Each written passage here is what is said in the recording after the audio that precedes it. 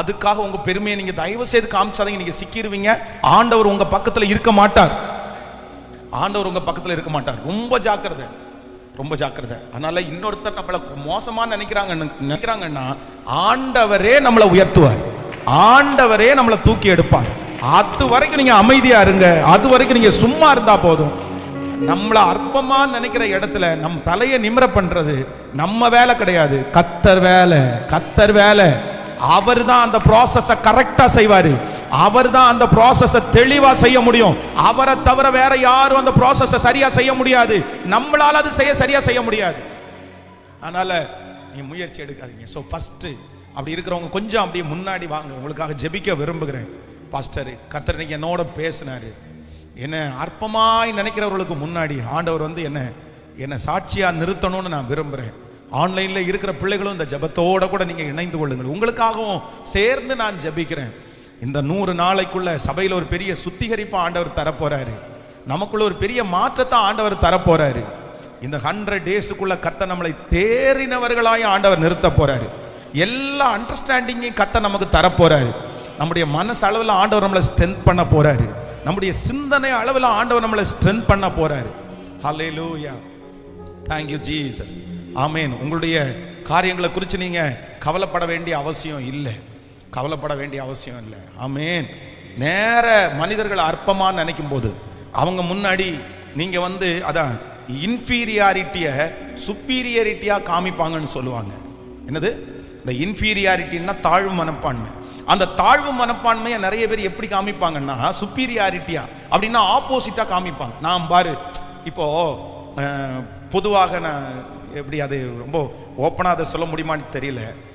அப்படின்னா ரொம்ப வந்து தங்களை வந்து அழகற்றவர்கள் அப்படின்னு ஒருத்தங்க நினைக்கிறாங்கன்னு வச்சுங்களேன். அவங்க நல்லா இருக்கிறதுக்காக சரி இல்லை கொஞ்சம் நல்லா இருக்கணும், ஃப்ரெஷ்ஷாக இருக்கணும், அழகாக இருக்கணுன்றதுக்காக சில விஷயத்தை அவங்க வந்து பயன்படுத்துறது அப்படி தவறுன்னு நான் சொல்லலை. ஆனால் சிலர் என்ன பண்ணுவாங்கன்னா தங்களை அவங்க ரொம்ப இதுவாக நினைக்கிறாங்கன்னா அழகுபடுத்துறதுக்காக தங்களுக்கு அல்லாததையெல்லாம் தூக்கி போட்டு தங்களை காமிச்சுக்குவாங்க. இல்லை பகட்டா அப்படி காமிப்பாங்க. இதுதான் சொல்றேன் சுப்பீரியரிட்டி. அப்படி வந்து உங்களை யாராவது அற்பமா நினைக்கும் போது நீங்க வந்து என்ன பண்ணுங்கன்னா அவங்களுக்கு முன்னாடி என்ன நல்லா காமிக்கணும்னு நீங்க நினைக்கவே நினைக்காதீங்க. நீங்க என்ன பண்ணுங்கன்னா கர்த்தரிடத்துல போங்க, ஆண்டவரிடத்துல நீங்க போங்க. கர்த்தரிடத்துல போய் இந்த மாதிரி என்ன நினைக்கிறாங்க ஆண்டவரே, இந்த மாதிரி என்ன குறைவா நினைக்கிறாங்க, எனக்கு வீடு இல்லைன்னு இப்படி நினைக்கிறாங்க, ஆனாலும் எனக்கு ஒரு வீட்டை தந்து ஆசீர்வதிக்கிறதுக்கு உங்களால முடியும் அப்படின்னு சொல்லுங்க. என் பிள்ளையை இந்த மாதிரி அற்பமா நினைக்கிறாங்க, என் பிள்ளைக்கு ஒரு வாழ்க்கையை அமைச்சு கொடுக்கறதுக்கு உங்களால முடியும். ஆண்டவரே என் கணவனார் என்ன அற்பமா நினைக்கிறாரு பாருங்க. ராகேல வந்து அவர் அவ்வளோ நேசிச்சாரு, ஆனா ராகேலுக்கு என்ன இல்லையாமா, ராகேலுக்கு குழந்தை இல்லை. வேதம் சொல்லுது அவளுடைய கர்ப்பத்தை ஆண்டவரை அடைச்சு வச்சிருந்தாராம். ராகேலுக்கு குழந்தை, ஆனா லேயாள் அற்பமா எண்ணப்பட்டவள். அப்படின்னா இந்த லேயாளுடைய குடும்ப வாழ்க்கையில இந்த யாக்கோபு வந்து ரொம்ப நாள் கூட இல்லை. ஆனா வேதம் சொல்லுது அவள் கர்ப்பம் தரிக்கப்படியாய் கர்த்தர் செய்தார். அப்ப ஆண்டவருடைய கண்ணு எப்போ எங்கதான் இருக்கும்னா அற்பமா இருக்கிறவங்களை தூக்கி விடுறதுல தான் கர்த்தருடைய கண்ணு இருக்கும். அதனால உங்க மேல ஆண்டவருடைய கண்ணு இருக்க போகுது. கண்களை மூடி உங்களுக்காக நான் ஜெபிக்கிறேன். தகப்பனே தகப்பனே தகப்பனே, இஸ்ரவேலின் ஜெயபலமானவரே, இப்போ இந்த உபவாச ஜபத்துல நீங்க கடந்து வாங்க ஆண்டவரே. இது உங்க வார்த்தை, இது உங்க வார்த்தை. லேயாள் அற்பமா எண்ணப்பட்டதை கர்த்தர் கண்டு அவள் கர்ப்பம் தரிக்கும்படியாய் செய்தார். கர்த்தர் கண்டு ஆண்டவரே, இப்போ இந்த சத்தத்தை கேட்கிற பிள்ளை அற்பமா எண்ணப்படுகிறத நீங்க பாருங்க ஆண்டவரே, நீங்க பாருங்க ஆண்டவரே. உங்க கண்ணு என் பிள்ளைய பார்க்கட்டும் ஆண்டவரே. எவ்வளவு அற்பமா எண்ணப்படுறாங்கன்னு யாருக்கும் தெரியாது ஆண்டவரே, சொந்தக்காரங்களுக்கு தெரியாது ஆண்டவரே, சுற்றி இருக்கிற அம்மா அப்பாவுக்கு கூட தெரியாது ஆண்டவரே. என் பிள்ளை மனசுக்குள்ளேயே அதை வச்சிருக்கு. எவ்வளவு கேவலமா ட்ரீட் பண்றாங்க, எவ்வளவு கேவலமான வார்த்தையை சொல்றாங்க. அவங்க பார்க்கிற பார்வையே சரியில்லையாப்பா, பார்க்கிற பார்வையே சரியில்லையாப்பா. என்னமோ ஒன்னும் இல்லாதவள மாதிரி பைத்தியம் மாதிரி எல்லாம் ட்ரீட் பண்றாங்களே அப்பா, அப்படி ட்ரீட் பண்றாங்களே அப்பா. என் பிள்ளைய எவ்வளவு மோசமா ட்ரீட் பண்றாங்கப்பா, எங்க சிஸ்டரை எவ்வளவு மோசமா ட்ரீட் பண்றாங்கப்பா. அப்பா அவங்க படிப்புக்கு ஒரு மரியாதை இல்லை, அவங்க வளர்ச்சிக்கு ஒரு மரியாதை இல்லை, அவங்க பாசத்துக்கு ஒரு மரியாதை இல்லை. சோத்திரம் சோத்திரம்.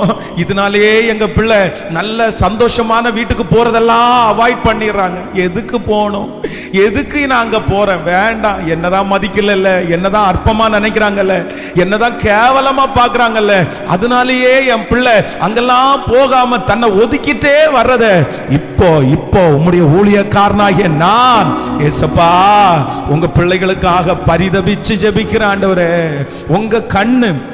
உங்க கண்ணு லேயாள பார்த்தது உண்மையானால் இப்ப எங்க சிஸ்டரை பார்க்கணும், இப்ப எங்க பிரதரை பார்க்கணும். உங்க வாக்குத்தத்தம் நிறைவேறட்டும்.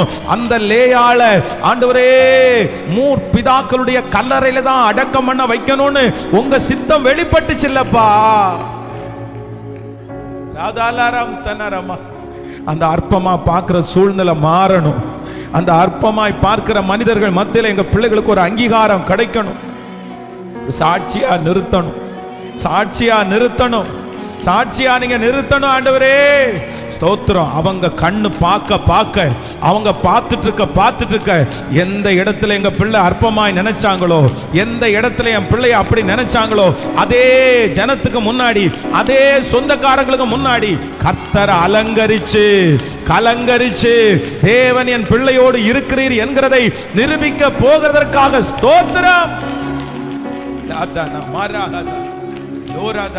சீக்கிரமா நடக்கட்டும். இந்த ஃபாஸ்டிங் பிரேயர்ல என் பிள்ளையை எதை வச்சு அற்பமா நினைக்கிறாங்களோ அந்த காரியத்துல ஒரு வெற்றி வேணும், அந்த காரியத்துல ஒரு வெற்றி நடக்கணும்.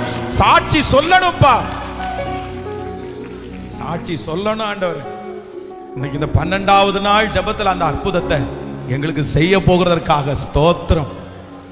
அது அவங்க முன்னாடி, அவங்க கண்ணுக்கு முன்னாடி தலை நிமிர்ந்து வாழக்கூடிய ஒரு கிருபையை கர்த்தர் தார். இயேசுவின் மூலம் ஜெபம் ஏறெடுக்கிறோம் நல்ல பிதாவே.